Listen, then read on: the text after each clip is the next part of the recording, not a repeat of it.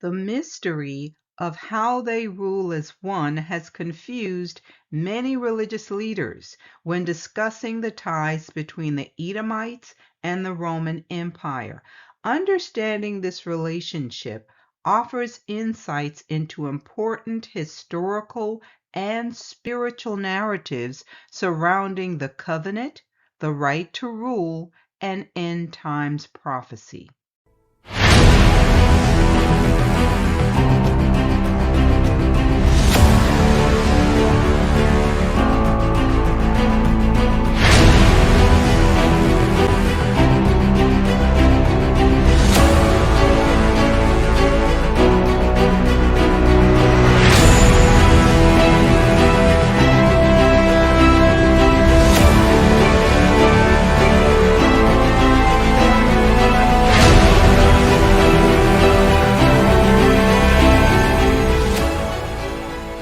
In the last session, we talked about the imperial dominance and colonization of Japheth and its connection to the beasts in the book of Revelation. I also highlighted the link between Rome and Edom to give us some background information regarding the threefold cord between Japheth, Rome, and Edom.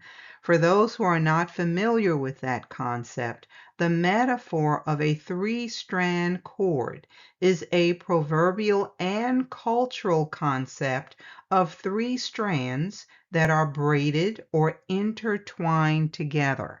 This type of cord is very difficult to break. It doesn't mean it can't be broken. It just means it's harder to break. Many religious scholars interpret Rome's influence over the nation of Israel as the fulfillment of Japheth's double blessing, while others believe that it is the continuation of Esau's legacy. Well, which is it? It's actually both.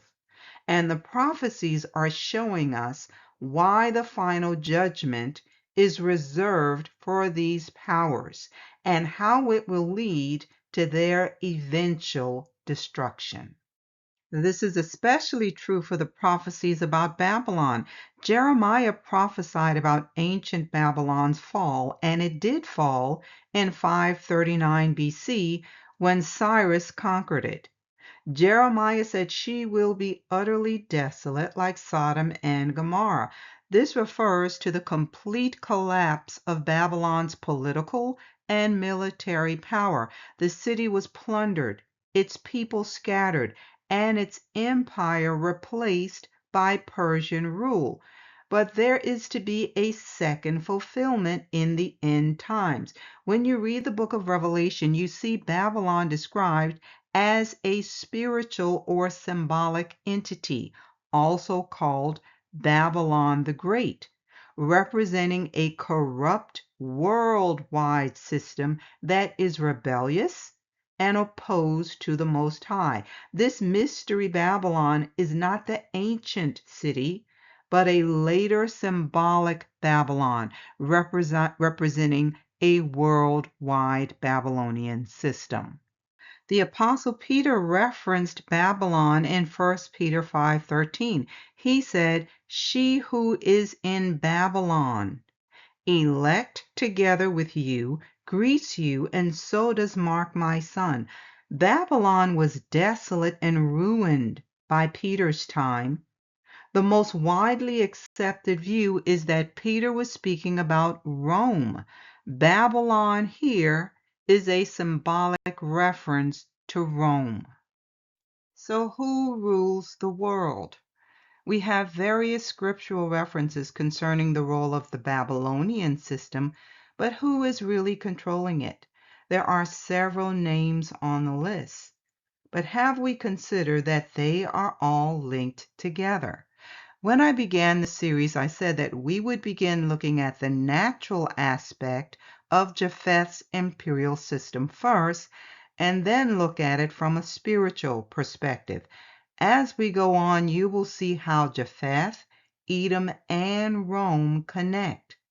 Some may be confused by that, but the confusion may stem from interpretations that are given without realizing that in some cases a prophetic passage may have an immediate and a later fulfillment. Theologians refer to this as law of double reference or dual fulfillment prophecies. You also will see some duality in certain prophecies, not just in reference to nations, but also individuals when you look at it from a historical and spiritual perspective.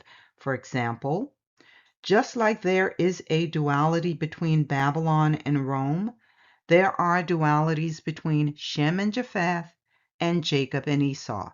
To see how the timeline plays out, let's go back to what Isaac said to Esau after he blessed Jacob. We're going to look at it from Jubilees because the last part of his words are not in the KJV, but those words are very important. This comes from Jubilees 26:31 through 34. Esau is very distraught after he found out that his father has blessed Jacob. Listen to what he says. Hast thou not reserved a blessing for me, father? And Isaac answered and said unto Esau, Behold, I have made him thy Lord, and all his brethren have I given to him for servants. And with plenty of corn and wine and oil have I strengthened him. And what now shall I do for thee, my son? And Esau said to Isaac his father, Hast thou but one blessing, O father? Bless me, even me also, father. And Esau lifted up his voice and wept.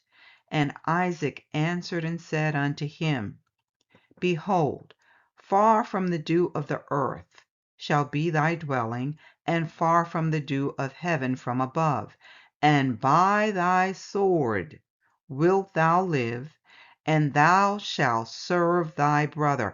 And it shall come to pass, when thou becomest great, and dost shake his yoke from off thy neck, thou shalt sin a complete sin unto death, and thy seed shall be rooted out from under heaven. Let's not miss the fact that it says Esau would become great, and then he would shake the yoke from off his neck.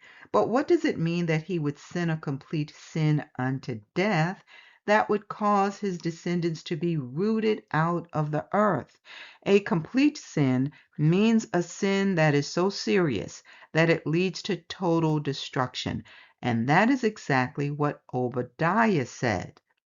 We're talking about a sin that brings about divine judgment and extinction. After some time had passed, Isaac had a conversation with his wife Rebekah. She's concerned for Jacob's safety because Esau made it known that he was planning to kill his brother when Isaac died. This comes from Jubilees 35:13 through 15. And Isaac said unto her, I too know and see the deeds of Jacob who is with us, how that with all his heart he honors us. But I loved Esau formerly more than Jacob, because he was the firstborn. But now I love Jacob more than Esau, for he has done manifold evil deeds, and there is no righteousness in him. For all his ways are unrighteousness and violence, and there is no righteousness around him. And now my heart is troubled because of all his deeds, and neither he nor his seed is to be saved. For they are those who will be destroyed from the earth, and who will be rooted out from under heaven. For he has forsaken the Most High Yah of Abraham, and gone after his wives, and after their uncleanness, and after their error, he and his children. And thou dost bid me make him swear that he will not slay Jacob his brother. Even if he swear, he will not abide by his oath, and he will not do good, but evil only. Now, that had to be hard for him to admit about his son. But so far we see that Esau is extremely wicked. He's a warmonger.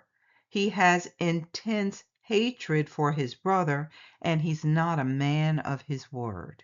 Listen to what Hebrews 12:16 through 17 says about Esau.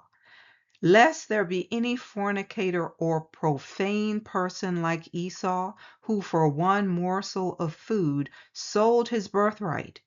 For you know that afterward, when he wanted to inherit the blessing, he was rejected, for he found no place for repentance, though he sought it diligently with tears. This is telling us that the Most High rejected him. Esau rejected the spiritual inheritance first. This says he's called profane. Well, what's the meaning of profane? It's to treat something that is sacred with abuse, irreverence, or contempt. They desecrate things that are sacred. That's what a profane person is. Now let's read this from Malachi 1:2 through 3. I have loved you, says the Most High, yet you say, in what way have you loved us? Was not Esau Jacob's brother, says the Most High? Yet Jacob I have loved, but Esau I have hated, and laid waste his mountains and his heritage for the jackals of the wilderness. We're going to look at this from 2 Esdras 6:9, and you're going to see the spiritual connection between the two sons. Each of them represent a world. That which is natural is first. For Esau is the end of the world, and Jacob is the beginning of it that followeth. So the first son represents a world that is wicked and will be destroyed. Esau is profane, rebellious, and wicked. Even his own father said that about him. He loved Esau more at first, and then he changed his mind. Esau is fleshly and known for his carnal traits that are opposed to the ways of the Most High. He is hated. Jacob represents the correct order, or Yah's way. He is the one that is loved. So the final judgment is going to bring an end to the first world that is opposed to the Most High's correct order. Now, when you read this prophecy found in Obadiah 1:17 through 18, we see that this confirms what Isaac said. It says, But on Mount Zion there shall be deliverance, and there shall be holiness. The house of Jacob shall possess their possessions, as in Edom's possessions. The house of Jacob shall be a fire, and the house of Joseph a flame, but the house of Esau shall be stubble. They shall kindle them and devour them, and no survivor shall remain of the house of Esau. For the Most High has spoken. But here's the thing. If we can't recognize the duality, we should then assume that the Edomites are all destroyed and that they are no more. Then how can he be the end of the world? When we read Obadiah, it reveals that the prophecy about Edom had a dual fulfillment. Verses 12 through 15 talks about Edom's treacherous behavior towards Judah when it was under attack. The Edomites gloated and helped the Babylonians during the destruction of Jerusalem in 586 BC. Listen to what the Most High said.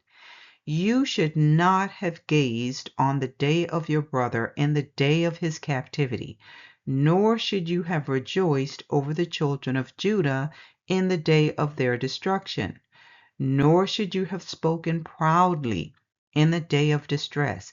You should not have entered the gate of my people in the day of their calamity. Indeed, you should not have gazed on their affliction in the day of their calamity, nor laid hands on their substance in the day of their calamity.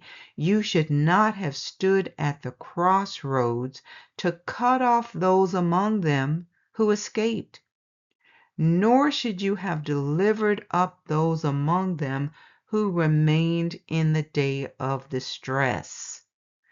Now, when we look at verse 15, it points to a duality of the prophecy. The verses we just read is specific to Edom, but now it shifts to what many call the day of the Lord that will impact all nations. And then he says this to Edom, as you have done, it shall be done to you. Your reprisal shall be upon your own head. So we're looking at a portion of the judgment that happened and a future fulfillment when judgment will impact all nations. That is confirmed here in Malachi 1, 3 through 4. We see that yes, Edom would face an event that would cause poverty and desolation. But look at Edom's response in verse 4. It says, we are going to return and build the desolate places. Now compare that to annihilation prophecies about Esau being destroyed and none of his descendants will be left. This is clearly showing us that we're looking at a dual prophecy. There had to be survivors who would later say, we're going to return and rebuild. Referring back to the book of Obadiah, in verse 18, it says there would be no survivor of the house of Esau. It's not just talking about lineage.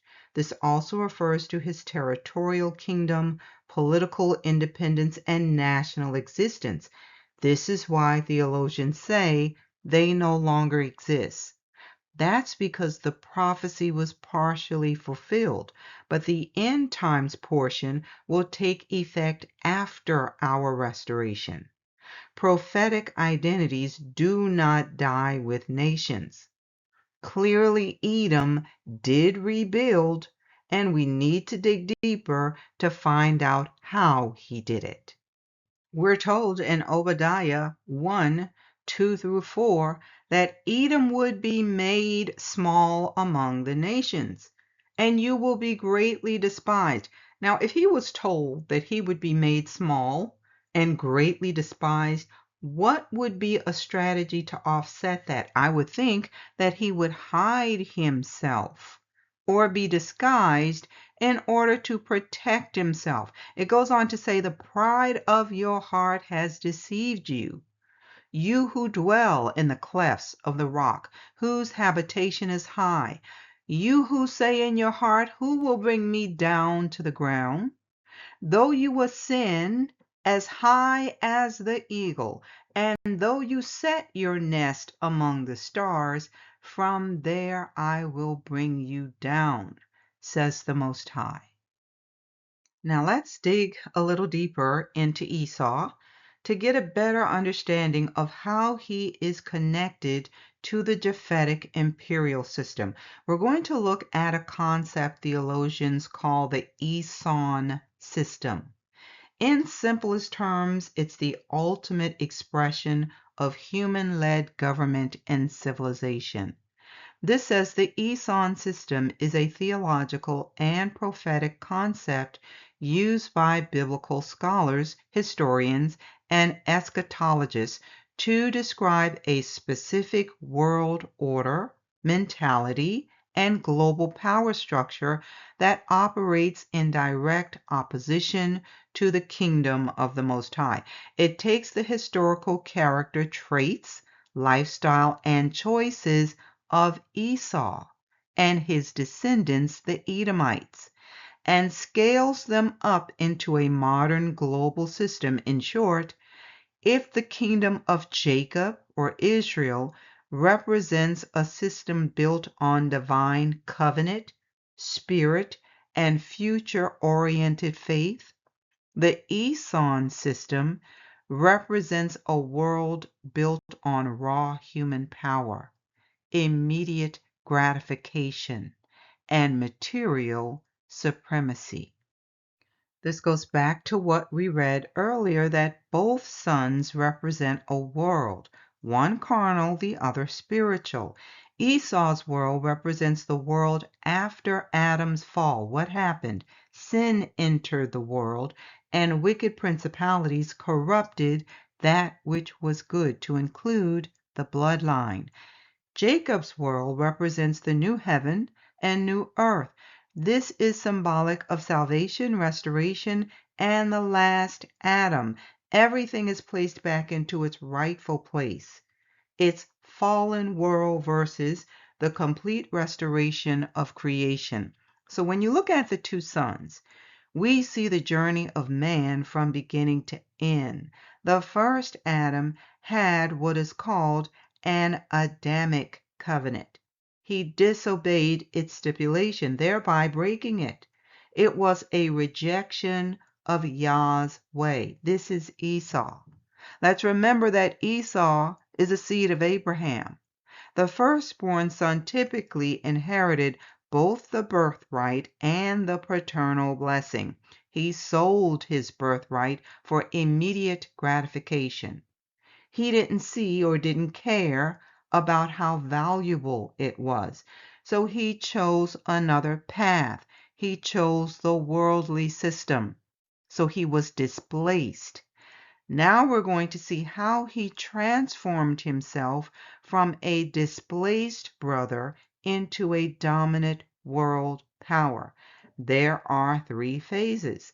The first phase involved a strategy to rebuild using a deliberate scheme of planned intermarriage, geopolitical assimilation, and military integration. By mixing his seed with the most powerful bloodlines of the ancient world, Esau's descendants effectively hijacked existing empires and created a permanent worldwide power structure. Again, if the prophecy says that he is the end of the world, how could that be possible if his bloodline and influence no longer exists? We can use that same argument about Rome. The vision in the book of Daniel is pointing to the Roman Empire as the legs of iron ruling in the last days. So in phase one of the Esau system, Esau began his expansion by intentionally forging powerful geopolitical alliances through bloodlines. He intermarries with the Canaanites and Ishmaelites. He married daughters of Hittite rulers. This merged his family with the established, militarily advanced Canaanite elite who already controlled major trade routes and fortifications. Then, to appease his parents, he married a daughter of Ishmael. This blended the fierce, nomadic, and massive warrior expansion of Ishmael's desert tribes to create a dominant regional force. The second phase was absorption. He overtakes Seir and the Horites. So Esau systematically absorbed the Horites and took over their positions of authority. This says Esau married a daughter of a prominent Horite chief. What was the outcome? Within a few generations, the Horite chiefs disappeared from the historical record. They were completely replaced by the chiefs of Edom.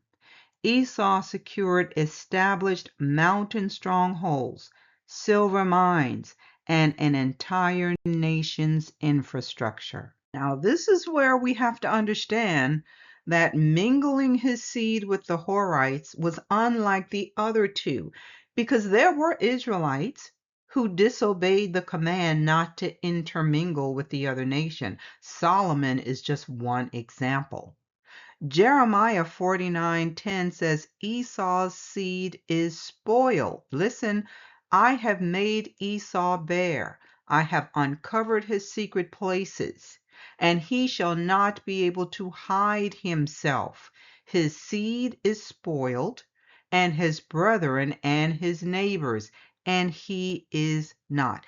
So what was different about Esau mingling with the Horites? Esau's intermarriage and integration with the Horites of Seir was prophetically significant because it fundamentally altered Edom's ethnic and cultural identity. Over time, Edom became the name of the nation and territory associated with his descendants, emphasizing both genealogical and geographical identity. The same thing happened with Jacob. He became Israel, and the name is associated with his descendants, his genealogy, and the geographical location. The fact that Esau's seed was spoiled has symbolic and spiritual connotations. No, he was not supposed to intermarry with the other nations. But something even more significant happened when he mixed his seed with the Horites. So the first question we need to ask is, who are the Horites? They are not included in the table of nations. Who did they descend from? Let's look at the symbolic and spiritual meaning of spoiled. This says, in biblical language, spoiled can imply physical destruction, as in the nation will be annihilated. It can also imply spiritual defilement, as in the people's identity and purity will be lost, as if their inheritance is corrupted. And it can also mean loss of divine blessing, as in the seed or the lineage is no longer blessed or viable in Yah's eyes. Let's look at this from Abram Publications. It is defining Hori and Horite, and it meant cave or cavern.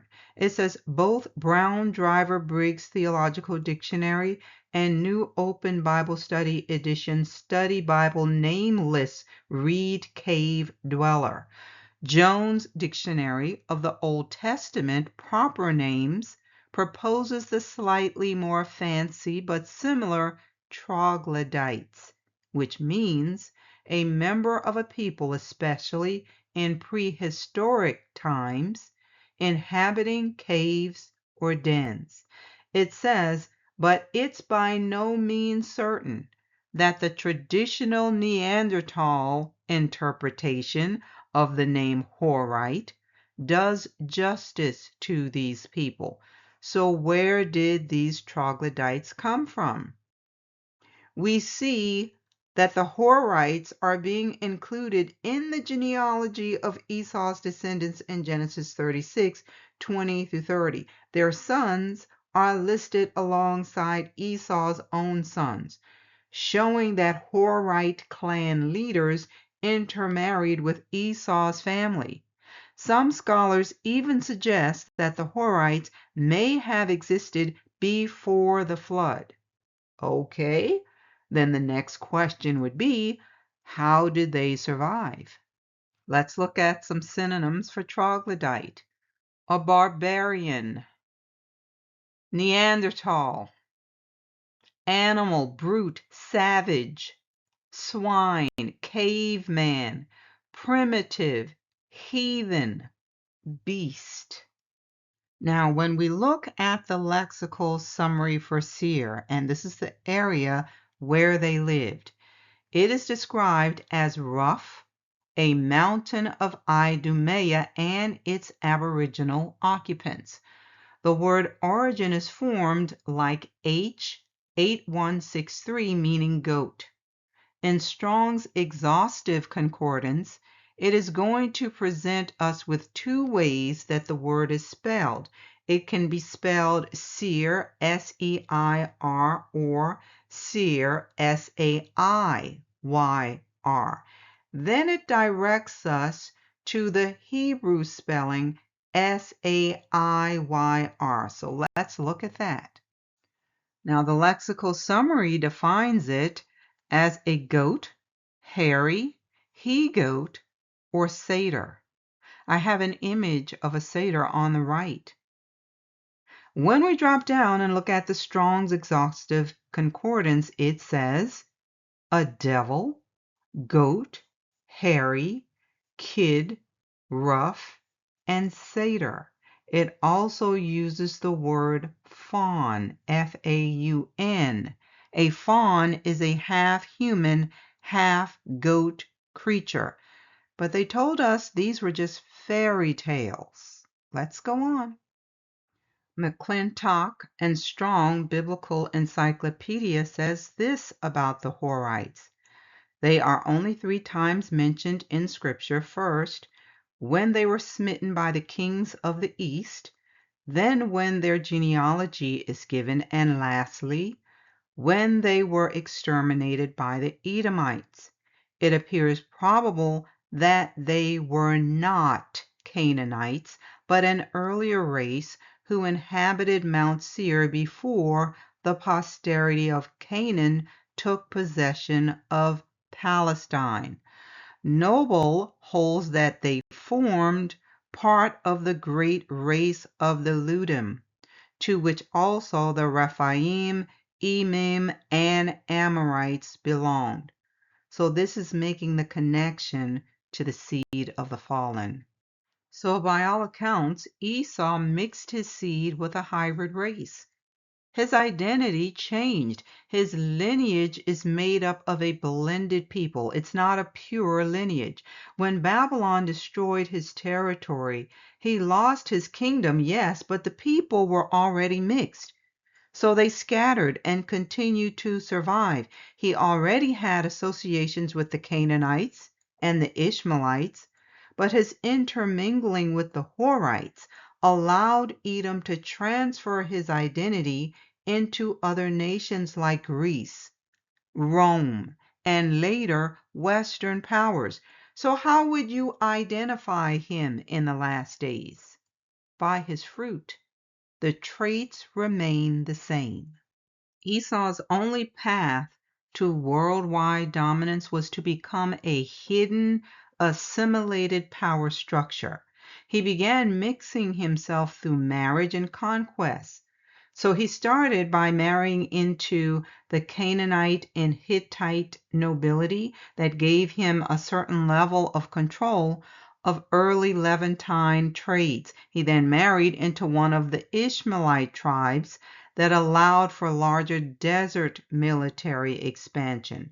Next, he married the daughter of a Horite chief, and that allowed him to acquire the fortresses of Mount Seir. Then he integrated himself into the Japhetic imperial powers.